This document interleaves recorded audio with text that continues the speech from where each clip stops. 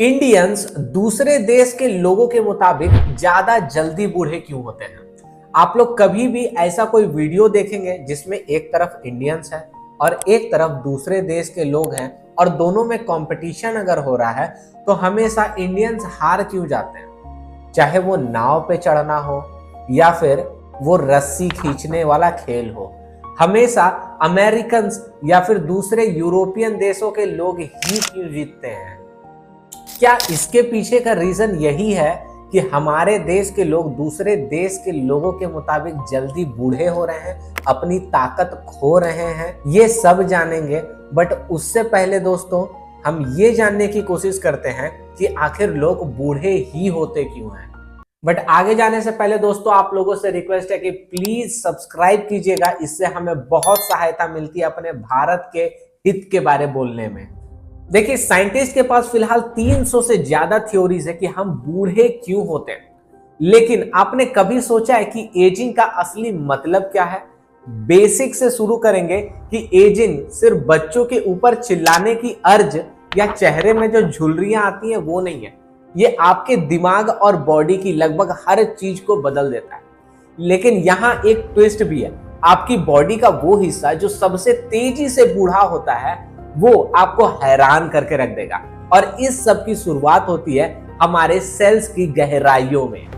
देखिए, जैसे जैसे आप लाइफ में आगे बढ़ते हैं आपका जेनेटिक मटेरियल, टिश्यूज और सेल्स जो होते हैं वो घिसते जाते हैं। डैमेज वक्त के साथ जमा होता जाता है और बॉडी का जो रिपेयर सिस्टम है वो कम इफेक्टिव होने लगता है क्योंकि स्टेम सेल्स खत्म होने लगती। इस बीच बाकी टिश्यूज धीरे धीरे रेप्लिकेट होते रहते हैं जिससे म्यूटेशंस का चांस बढ़ जाता है। लेकिन एजिंग का जो असली विलन सेल है वो एक स्पेसिफिक पार्ट में मिलता है और वो है टेलोमेरेस। ये डीएनए के एंड के ऊपर कैप की तरह होते हैं जो उन्हें डैमेज से बचाते हैं। हर बार जब एक सेल डिवाइड होता है वो अपने टेलोमेरेस को 30 से 200 न्यूक्लियोटाइड्स तक खो देता है। वक्त के साथ जैसे जैसे ये प्रोटेक्टिव कैप सिकुड़ती है, क्रोमोसोम्स ज्यादा कमजोर होते जाते हैं। इवेंचुअली वो इतने ज्यादा छोटे हो जाते हैं कि सेल्स अब डिवाइड नहीं हो पाते। इसका रिजल्ट ये होता है कि अब जो सेल डैमेज हुए थे वो वापस से ठीक नहीं हो पाते हैं क्योंकि उन्हें ठीक करने के लिए तो टेलोमेरेस ही था। और अब जब टेलोमेरेस धीरे धीरे अपनी शक्तियां खो दिया है तो वो अब सेल्स को फिर से वापस से ठीक नहीं कर सकता है। लेकिन यहाँ एक सवाल उठता है कि अगर हम सबके पास ये टेलोमेरेस है तो हर कोई एक ही रफ्तार से बूढ़ा क्यों नहीं होता? अमेरिकन्स को देखें, अगर यूरोपियंस को देखें तो वो लोग धीरे धीरे बूढ़े हो रहे हैं, लेकिन इंडियंस को अगर आप लोग देखें तो वो जल्दी ही बूढ़े हो जा रहे हैं, जल्दी ही कमजोर हो जा रहे हैं। भाई, पेट निकल जा रहा है किसी का, दांत टूट जा रहे हैं, बाल सफेद हो जा रहे हैं। 30 की उम्र में लोग चलना नहीं चाह रहे हैं, घर में है, गाड़ी में घूमेंगे। तो यही सवाल का जवाब है कि इंडियंस का जो लाइफस्टाइल है वो यूरोपीय देश के लोगों के मुताबिक, अमेरिकन्स के मुताबिक और अन्य देशों के मुताबिक काफी ज्यादा खराब है। इंडियंस कभी भी मेहनत करना ही नहीं चाहते हैं। ये इंडियंस ही ऐसे हैं जो कि पूरे दिन भर में 20 मिनट भी वर्कआउट नहीं कर सकते हैं। मैंने खुद कुछ लोगों का इंटरव्यू किया है। मैंने पूछा उनसे कि क्या आप जिम जाते हैं या क्या आप जिम जाना चाहेंगे? तो पता है वो लोग क्या कहते हैं कि मैं पैसा देके दूसरे का सामान उठाऊंगा। बताइए कहां तक उनका सोच है, मेंटालिटी आप सोच सकते हैं। वो ये बोलना चाह रहे कि वो 500,000 रुपए भी दें और उनके जिम में जो डंबल रखा हुआ है उसे उठाए नहीं। तो ये मेंटालिटी है यहाँ के लोगों का। इंडिया के लोगों का ऐसा मेंटालिटी है कि वो सोचते हैं कि जिम जाके क्या कर लोगे, एक 60 रुपए का पित्तल तुम्हारे शरीर में घुसेगा, तुम खत्म हो जाओगे। यही है लाइफस्टाइल इंडियंस का। तो देखिए, लाइफस्टाइल का जो असर है आपने नोटिस किया होगा। कुछ लोग 50 की उम्र में भी 30 के लगते हैं और कुछ लोग 30 की उम्र में भी 60 के लगते हैं। तो रीजन शायद वो है जो कि आप एक्सपेक्ट नहीं कर रहे।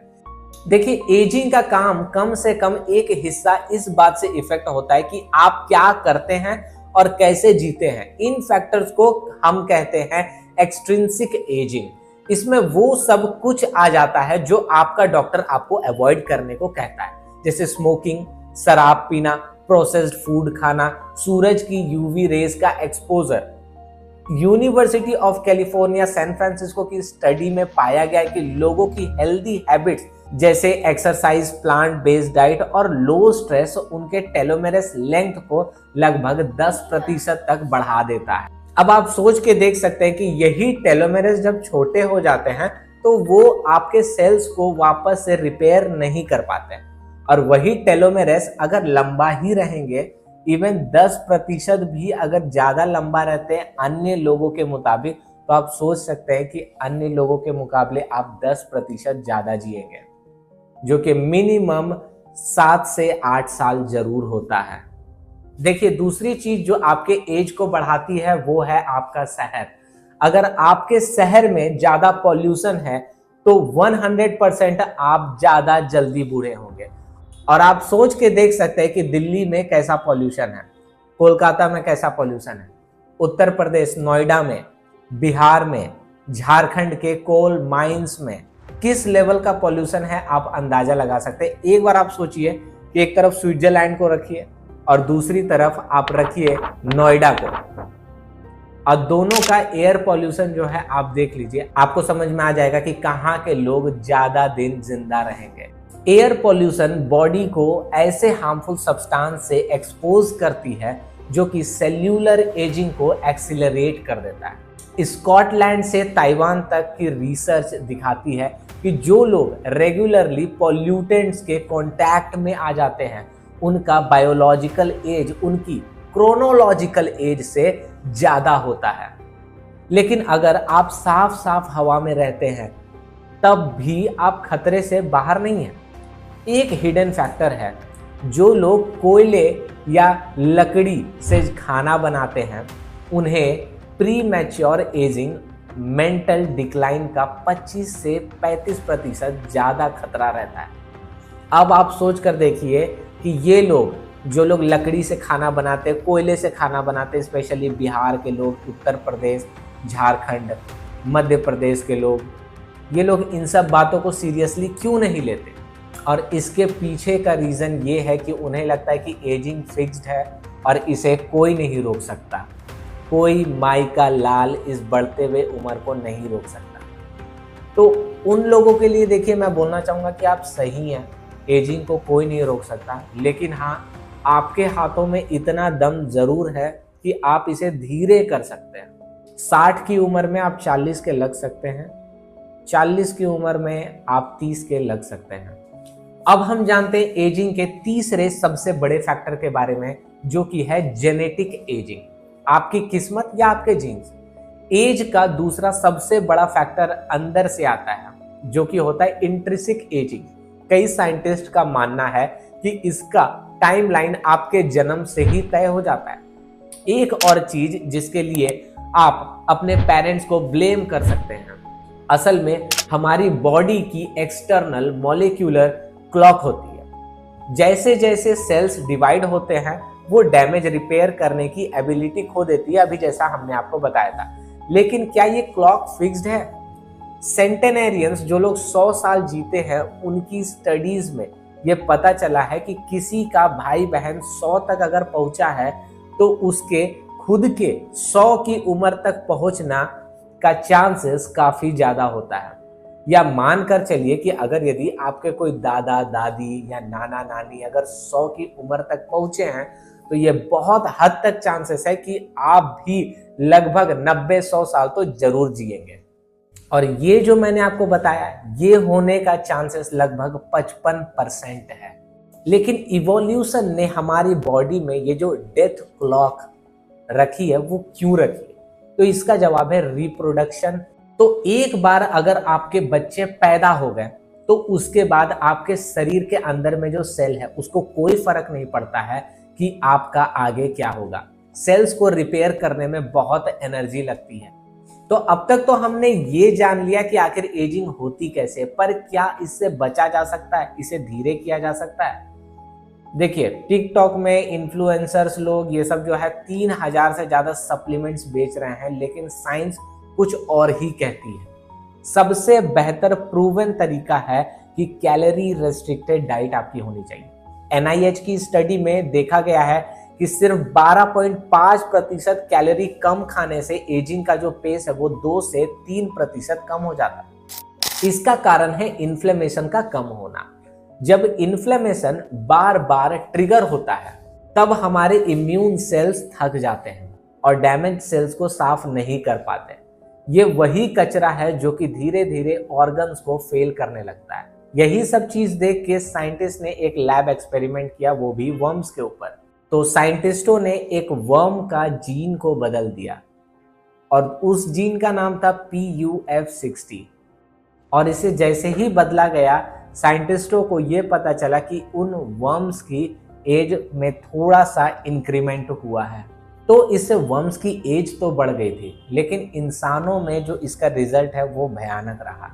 इससे काफी खतरनाक बीमारियां हुई और मेंटल इश्यूज भी हुआ। लेकिन इससे एक राज खुल गया, mTOR सिग्नलिंग पाथवे। ये हमारे सेल्स मेटाबॉलिज्म का कंट्रोल सेंटर होता है। अगर हम mTOR1 को बिना साइड इफेक्ट्स के इनहिबिट कर सके तो शायद हम एजिंग को रोक सकते हैं, या ये मानिए कि धीरे कर सकते हैं। अब सबसे इम्पॉर्टेंट चीज जो है वो ये है कि अगर हमें एजिंग को टारगेट करना है, उसे धीरे करना है, तो पहले क्या बचाना होगा, कौन सा ऑर्गन को पहले बचाना होगा? तो साइंटिस्ट कहते हैं कि सबसे पहले ब्रेन को बचाना होगा। देखिए, स्टडी में पाया गया है कि इंसान के जो ऑर्गन्स होते हैं अलग अलग रफ्तार से बूढ़े होते हैं। आप अगर यदि स्मोकर हैं तो आपके लंग्स 60 के होंगे, लेकिन वर्कआउट करते हैं तो आपके मसल्स 25 के हो सकते हैं। ब्रेन वल्नरेबल है क्योंकि दिमाग की कोशिकाएं जो है, न्यूरॉन्स, वो डिवाइड नहीं हो सकती। अगर वो डैमेज हो गई तो वो हमेशा के लिए डैमेज हो जाएगी, वो रिपेयर नहीं हो पाएगी। इसी के लिए कहा जाता है कि सबसे पहले दिमाग को बचाना होगा। जिनका दिमाग पहले बूढ़ा हो जाता है उनके मरने के जो चांसेस होते हैं वो 82% ज़्यादा हो जाते हैं। और दिमाग बूढ़ा होना, ये आप ये समझ लीजिए, धीरे धीरे कैसे लोग मैच्योर होने लगते हैं। बचपन में लोग यहाँ से कूद देते हैं, वहाँ से कूद देते हैं, फिर जैसे जैसे वो बूढ़े होने लगते हैं सोचते हैं अरे यार क्या फ़ायदा है वहाँ पे कूद के। बचपन में एनीमे देखते हैं, फिर जैसे जैसे बूढ़े होते हैं वैसे वैसे सोचते हैं अरे यार क्या फ़ायदा ये सब एनीमे देख। ये सब चीज़ों से आप पता चल सकता है कि आपका जो दिमाग है वो बूढ़ा हो रहा है। धीरे धीरे दिमाग चीज़ों को भूलने लगता है, धीरे धीरे वो अपनी याददाश्त को खोने लगता है। ऐसे आप पता कर पाएंगे कि हाँ, दिमाग जो है वो बूढ़ा हो रहा है। और ये सब जो हरकत आपका दिमाग में हो रहा है, इसका एक बड़ा कारण है प्रोटियोस्टैसिस का खत्म हो जाना, यानी प्रोटीन्स का सही से ना फोल्ड होना। इसी वजह से एल्जाइमर और पार्किंसन जैसी बीमारियां होती हैं। द इनएविटेबल डीके, मसल्स और विजन, कुछ चीजें ऐसी होती है जो हर हाल में होंगी ही होंगी। 30 से 75 की उम्र के बीच में आपका आधा मसल मास गायब हो जाता है, फैट डबल हो जाता है। 40 में आंखों का लेंस सख्त हो जाता है, जिससे प्रेसबायोपिया कहते हैं। लेकिन एक उम्मीद की किरण अभी भी है, और वो है यंग ब्लड का राज। डॉक्टर विस कोरे ने चूहों में एक जवान खून इंजेक्ट किया, जिससे उनका दिमाग फिर से जवान हो गया। अब साइंटिस्ट अम्बिलिकल कॉर्ड्स के ब्लड पर रिसर्च कर रही है, और इसी से हम लोगों को मिल सकता है एक्सिर ऑफ लाइफ, यानी कि द मैजिक पिल। बट पता है, नेशनल इंस्टीट्यूट ऑन एजिंग के डायरेक्टर लुइजी पेरूसी कहते हैं कि मैजिक पिल लेने से पहले आपको पता है क्या करना चाहिए? आपको स्मोक नहीं करना चाहिए, आपको अपने वजन पर कंट्रोल रखना चाहिए, आपको अच्छी नींद लेनी चाहिए, और सबसे इंपॉर्टेंट चीज जो है वो ये है कि फिजिकली एक्टिव रहना चाहिए, जो कि इंडियंस बिल्कुल नहीं रहते। अगर ये सारी चीजें कर दी गई तो 100% आपकी जो भी लाइफ होने वाली है आप उसमें 10 साल और ऐड कर सकते हैं। तो चलिए, आज के लिए बस इतना ही। अब मिलते हैं नेक्स्ट वीडियो में, तब तक के लिए जय हिंद।